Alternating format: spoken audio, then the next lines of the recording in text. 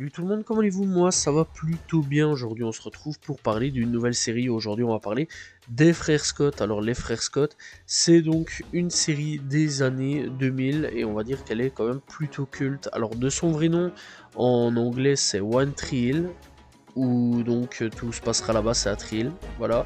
Bref, donc est une série télévisée américaine en 9 saisons et 187 épisodes de 42 minutes, pour la plupart créés par Mark Swan, dont les 3 premières saisons ont été diffusées du 23 septembre 2003 au 3 mai 2006 sur le réseau de WB, voilà, et puis à partir de la 4e saison du 27 septembre 2006 au 4 avril 2012 sur de CW.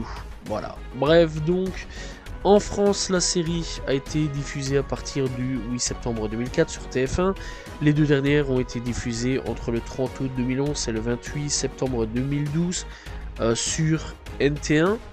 Voilà, et au Québec, entre donc le 5 janvier 2005 et le 20 novembre 2012, sur VRAC TV en Suisse depuis le 4 septembre 2006, sur la TSR en Belgique, sur Canal 3 et VT4. Alors ça j'imagine que c'est sûrement les chaînes flamandes, parce que j'ai pas du tout ces chaînes-là, voilà, étant belge.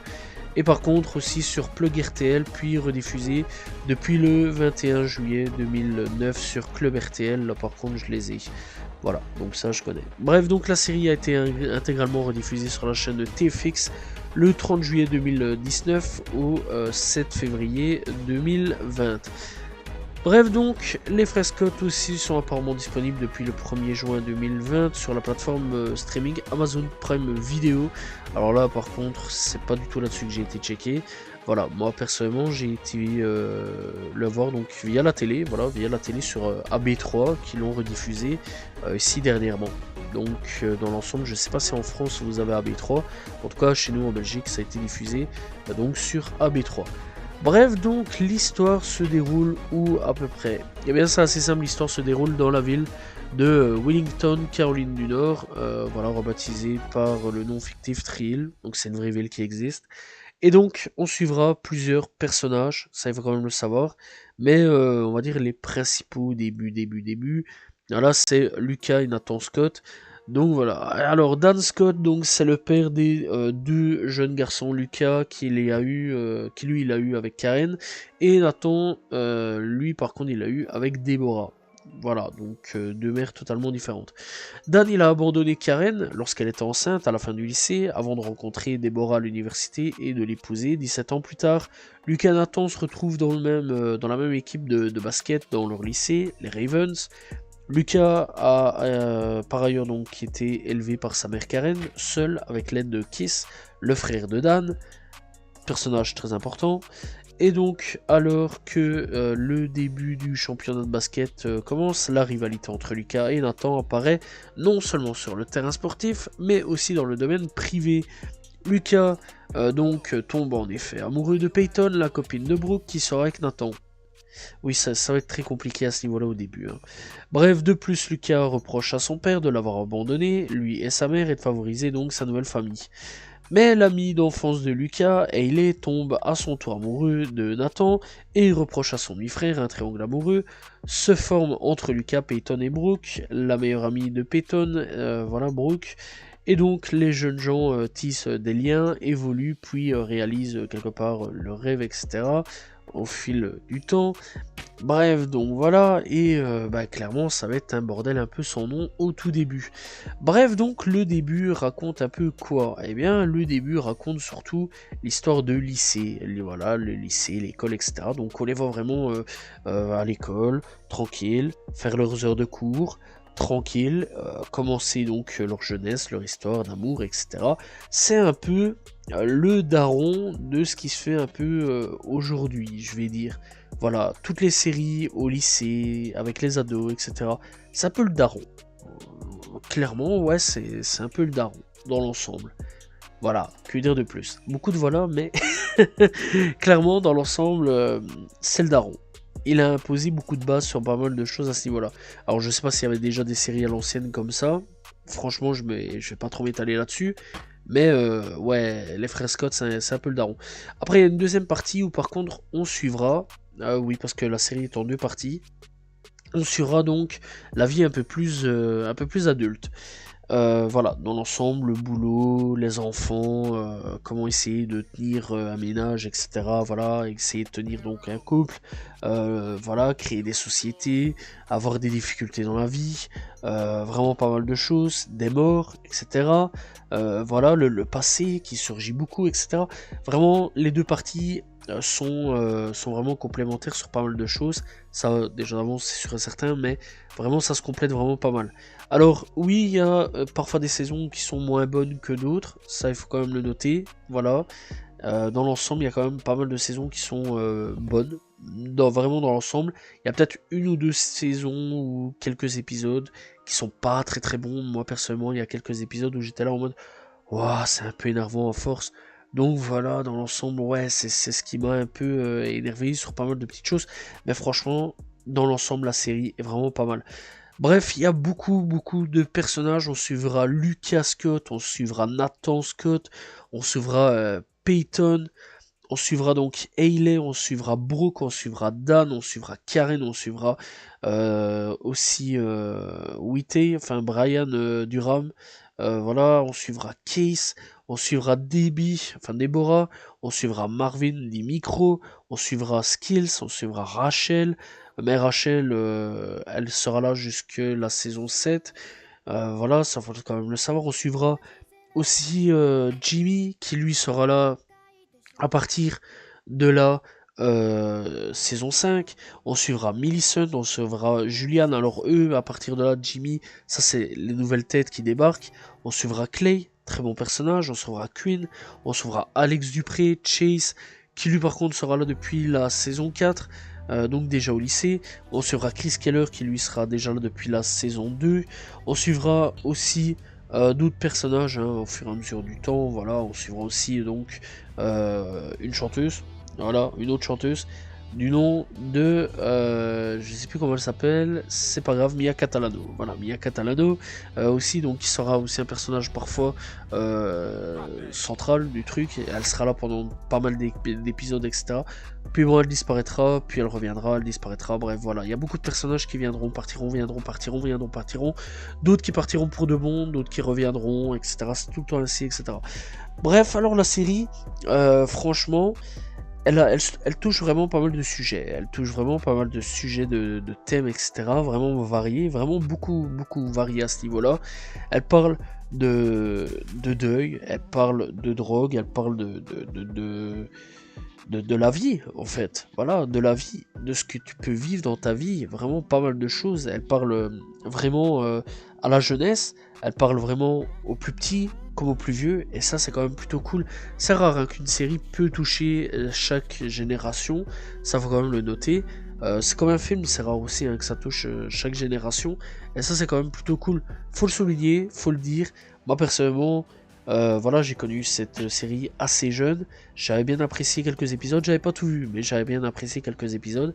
Quelques années après, donc aujourd'hui en 2024, j'ai reçu, enfin j'ai su surtout revoir donc la série et j'ai bien apprécié. J'ai vraiment bien apprécié. Franchement, j'étais accroché sur mon fauteuil à voir tous les jours les épisodes des frères Scott et à chaque fois il y avait des thèmes différents. Il y avait pas mal de choses ou alors c'était donc un thème qui traînait sur pas mal de choses, etc. Voilà, il y a vraiment pas mal de petits trucs. Hein. Le deuil, encore une fois, quand il y a un mort qui survient. Il y a aussi des épisodes assez marquants où des personnages viennent à mourir. Ça, c'est assez triste à ce niveau-là.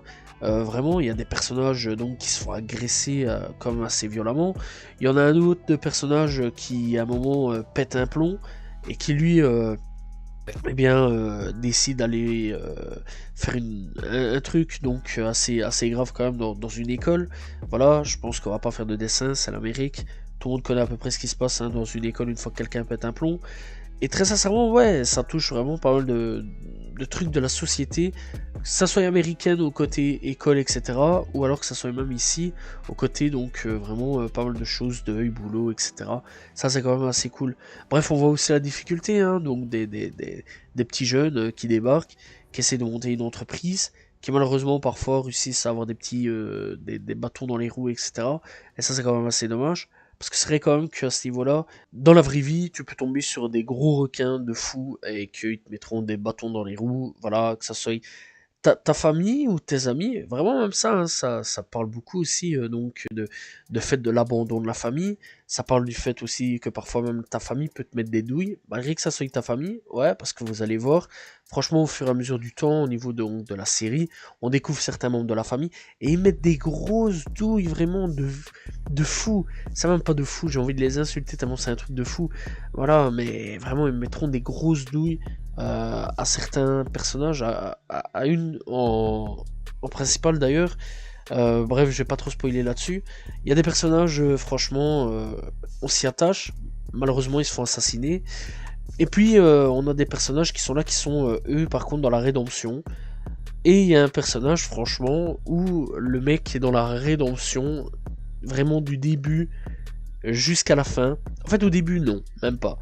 C'est vraiment à la fin ou vraiment à une partie, voilà, à la moitié, on va dire, donc des frères Scott, où là, il va y avoir une rédemption. Dan Scott. Vraiment, Dan Scott, je trouve que c'est un bon personnage de fou. Je trouve que c'est vraiment l'un des meilleurs personnages bien écrits, etc. Alors, le mec, c'est l'enfoiré de service. Hein. Vraiment, c'est le méchant, l'antagoniste même. Mais le mec, à un moment ou à un autre, il va faire une erreur, donc dans lequel il ne se lèvera pas. Voilà, il n'arrivera pas à se relever de cette erreur-là. Et à partir de là, il va chercher une grosse rédemption. Et à la fin, voilà quoi, je vais vous laisser aller découvrir, mais vraiment jusqu'à la fin, il essayera de chercher cette rédemption jusqu'au bout, de se faire pardonner pour ce qu'il a fait, etc. Et très sincèrement, c'est un mec, il a son côté sombre, quoi. Son côté sombre, mais en même temps son côté bienveillant sur certaines choses. Il essaye toujours d'être là pour protéger ses enfants, etc. Mais c'est un taré aussi dans sa tête, quoi, le mec. Vraiment, il y a pas mal de trucs à ce niveau-là. Et voilà, il y en a d'autres, bah franchement, voilà, quand ils aiment bien enchaîner pas mal de conneries, etc. Dans l'ensemble, ça parle aussi de thèmes de drogue, parce que malgré qu'on est jeune, on peut tomber là-dessus aussi. Et on essayera de voir donc comment ses amis peuvent essayer d'aider la personne qui est dans la drogue, etc. Franchement, c'est pas mal, ça touche vraiment pas mal de thèmes, et c'est quand même plutôt cool. C'est une série vraiment, encore une fois, qui est vraiment bien écrite, il n'y a rien à dire là-dessus. Et comme quoi, même dans les années 2000, on avait vraiment des gros bangers en termes de séries.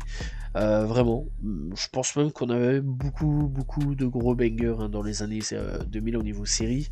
Voilà, je pense qu'il fait partie un peu des panthéons, des bonnes grosses séries des années 2000 que l'on aime bien revoir et qui est vraiment excellente. Voilà, 9 saisons, il n'y a rien d'autre à dire là-dessus. Très sincèrement, je vous conseille vraiment d'aller checker cette série-là parce qu'elle est vraiment excellente sur tous les points. Alors encore une fois, il y a des saisons qui sont moins bonnes que d'autres. Voilà, ça c'est un peu normal là-dessus. Parfois il y a du bon, parfois il y a du moins bon. Mais très sincèrement, tous les personnages sont bons. À part peut-être parce qu'il y a quand même 2-3 petits défauts. Peyton qui parfois est très énervante. Personnellement, parfois elle m'énervait, elle me tapait sur les nerfs.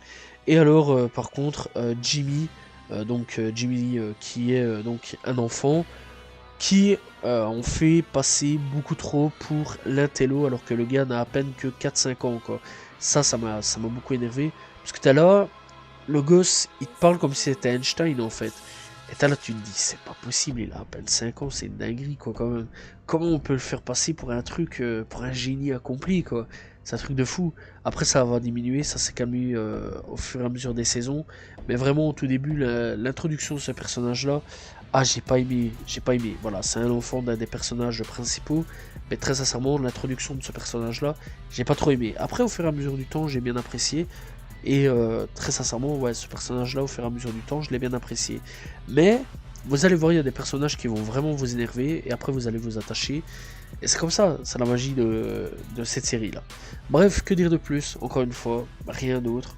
N'hésitez pas à aller checker, parce que c'est une très bonne série. Et apparemment, elle est disponible sur Amazon Prime. N'hésitez pas à aller checker. Voilà, si vous avez Amazon Prime. Si pas, vous connaissez, hein, Internet est votre ami. Voilà. Bref, j'espère que vous avez apprécié la vidéo. N'hésitez pas à vous abonner, liker, commenter, partager. Salut tout le monde. Ciao, ciao.